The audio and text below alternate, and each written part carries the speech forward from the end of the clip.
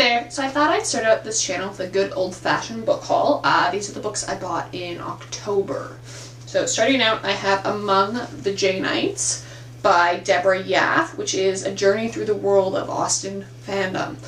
This is kind of particularly amusing that I started reading this the other night because I went and saw Austen Land the other day with Carrie Russell, and I, as most of you don't know me, am a little bit obsessed with Jane Austen. Not to the point where I dress up about it, but I do really like reading about it. So far I'm just a little bit into it, so I really like it so far though. Next I got a couple of novellas, and I really like the design on these. These are done by Melville House, and I got The Poor Clare by Elizabeth Gaskell. And they just kind of, they've got a white side. And then I also got The Diamond as Big as the Ritz by F. Scott Fitzgerald. And I really like the fact that on the back of these there are quotes. So the one, I don't know if you can see that one because it's silver, but for the Poor Clare, it says, "Suddenly he stopped, his arm midway, gasped and staggered, crying out, 'The curse! The curse!'" And I really like Elizabeth Gaskell, so I got that one. And for Fitzgerald, it's "Everybody's youth is a dream, a form of chemical madness." So how could you turn that down?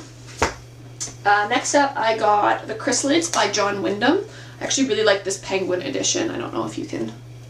Lighting's a bit weird. There we go. It's green. And I really want to get the rest of the books in the series. It looks like on the back they've got my receipts hanging out of there. A whole bunch of them in the series. I love this book. I read this book when I was 10 for the first time, and I reread it a few times, and I haven't read it in a few years, so I wanted to give this a reread as I drop it on the ground. Next up, I have The Swerve by Stephen Greenblatt, which is a Pulitzer Prize winner. I actually read this because The Heavy Blanks, I think his name is Jason, had this as he was reading this on his Goodread, and so I took a look at it.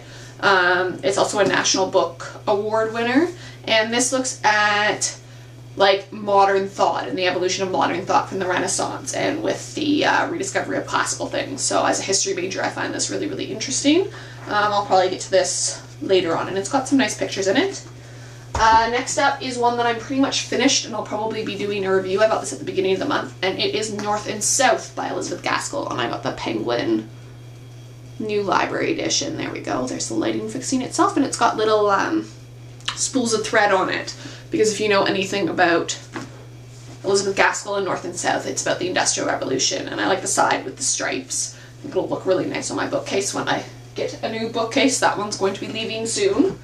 Next I got Book Was There by Andrew Piper, and it is a look at reading in the digital age.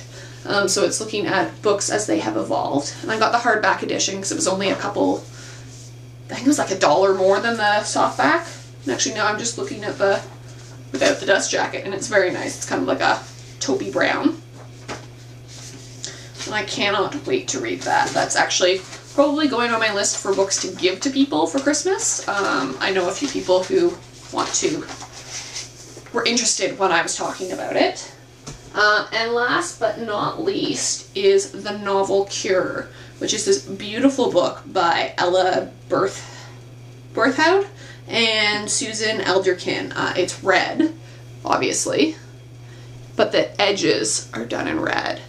And what this is it is an A to Z of literary remedies. So, for example, what they recommend for failure, feeling like a, they recommend H.G. Wells' The History of Mr. Polly.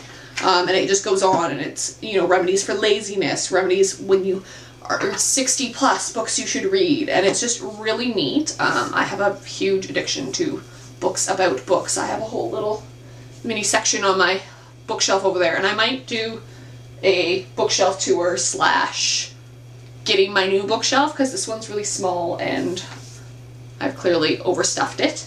So I'm trying to set a spending limit on how much I spend on books in a month, just because otherwise I have a tendency to spend way too much.